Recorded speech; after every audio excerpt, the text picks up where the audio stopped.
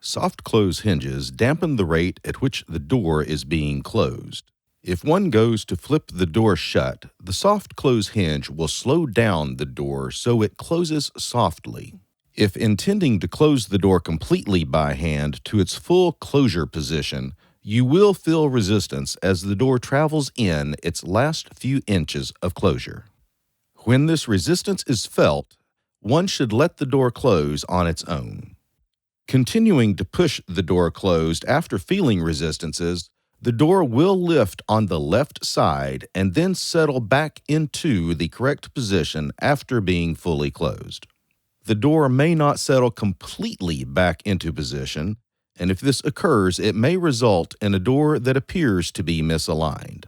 Pushing against the door resistances can shorten the life of the hinges depending on how hard one pushes on the door. Pushing hard enough can cause immediate damage to the door.